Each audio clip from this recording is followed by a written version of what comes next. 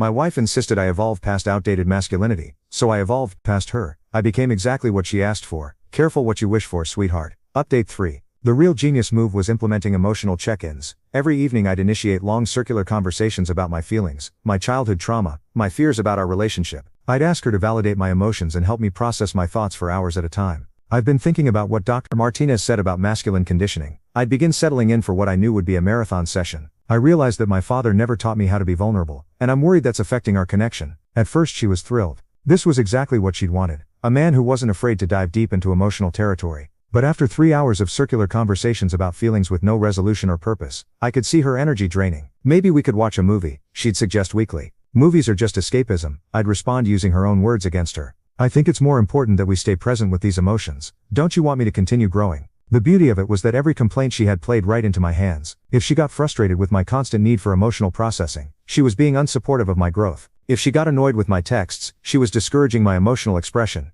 If she minded me using her products, she was reinforcing toxic gender stereotypes. I created the perfect trap using her own ideology. The decision-making paralysis was the next phase. Whenever she asked me about anything, what to have for dinner, which movie to watch, what to do on the weekend, I'd respond with, I don't want to impose my masculine need for control. What do you think we should do? But then I'd follow up with endless questions about her choices. Are you sure that's what you really want? I want to make sure I'm not influencing your decision with my masculine energy. How does that choice make you feel? Are you choosing it because it's what you actually want, or because you think it's what I want? Every decision became an exhausting philosophical discussion about power dynamics and gender roles. Can't you just pick a restaurant? She snapped after 20 minutes of my interrogating her dinner preferences.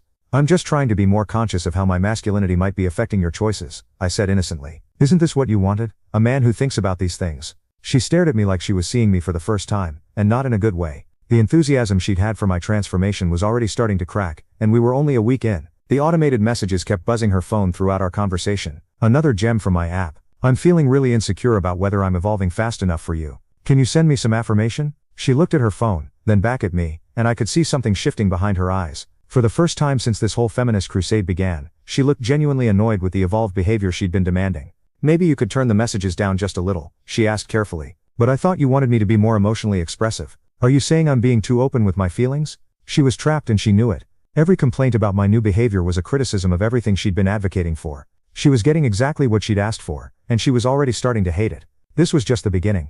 By week 2 I'd escalated to the financial independence phase of my evolution. She'd always criticized my role as the primary provider, calling it a form of control, so I decided to liberate her from that oppression entirely. I've been thinking about what you said about the provider mentality being toxic, I announced over breakfast. I realized that by handling all the finances, I've been robbing you of your agency and independence. She looked up from her phone where she'd been deleting another wave of my automated emotional check-in messages. What do you mean? Well, splitting everything 50-50 would be more egalitarian, right? You've always said equality is important. So from now on we'll each pay our own way. That way neither of us is in a position of power over the other. Her coffee cup paused halfway to her lips. But I only work part-time. My income isn't. Oh, I know it might be challenging at first, but I have complete faith in your ability to step up. You're always saying women are just as capable as men. This is your chance to prove it. The math was simple and brutal. My income covered about 80% of our expenses. Her part-time job at the local art gallery barely covered her personal spending money. If she had to pay half of everything, mortgage, utilities, groceries, insurance, she'd need to find a full-time job immediately and drastically change her lifestyle.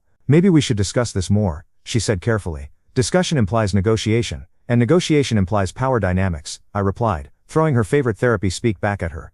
I'm just trying to create a more equitable partnership. Isn't that what you wanted? She spent the entire day frantically calling about full-time positions. Her carefree artist lifestyle suddenly threatened by the equality she'd been demanding. But this was just the warm-up act. The real masterpiece came that evening when we went to dinner with her parents. Her father had never liked me much, thought I was too assertive, too traditional. Her mother had always been polite but distant. Perfect testing ground for my new evolved persona. So how's work going? Her father asked. The usual small talk that kicked off these dinners. Actually, I've been doing a lot of personal growth lately, I replied, my voice taking on that soft, uncertain tone I perfected. I'm learning to be more in touch with my emotions, and less driven by masculine expectations. Her mother raised an eyebrow. My wife beamed with pride, still thinking this was going according to her plan. Halfway through dinner, the waiter brought the wrong order to our table. Normally I would have politely but firmly corrected the mistake. Instead I just sat there staring at the plate with a confused expression. Honey, my wife whispered, that's not what you ordered. Oh, I know, I said, poking at the food uncertainly. But I don't want to be confrontational. Maybe this is what I'm supposed to have tonight. The universe works in mysterious ways,